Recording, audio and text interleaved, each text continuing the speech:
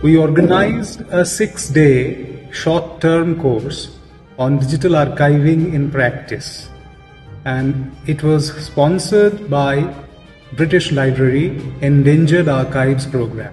We invited people from the villages, from those who have been teaching in colleges and universities, and with us joined hands a lot of young people, including even school children.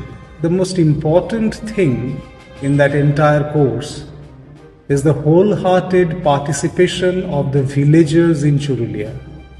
We have been working with endangered manuscripts of Qazi Nazrul Islam and some of his gramophone records. Churulia is the birthplace of Qazi Nazrul Islam.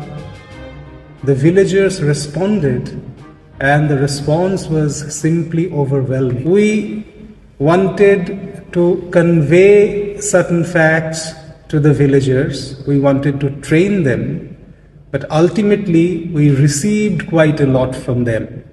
Their enthusiasm, their love, and most importantly, their feeling for the urgency of digitizing the endangered material present in their village. আমার নাম সৈয়দ তুহিনা ইয়াসমিন, আমি আমার বাড়ি চুরুলিয়াতে। সেই আপনাদের ইচ্ছা এবং গ্রাম সম্বন্ধে যে গৌরব বোধ, আজকে দেখুন ব্রিটিশ লাইব্রেরি ফান্ডের যে প্রজেক্ট এবং তার হাতে ধরে এই যে শর্ট টার্ম কোর্সের যে অর্গানাইজেশন করা হয়েছে, তাতে করে আপনাদের ভয়েসটা একটা প্ল্যাটফর্ম পাচ্ছে। সুতরাং আপনি ব্রিটিশ লাইব্রেরি ফান্ডের প্রজেক্ট সম্বন্ধে কী বলতে চাইবেন? প্রথমত খুবই ভালো একটা উদ্যোগটা, ভীষণই একটা ভালো।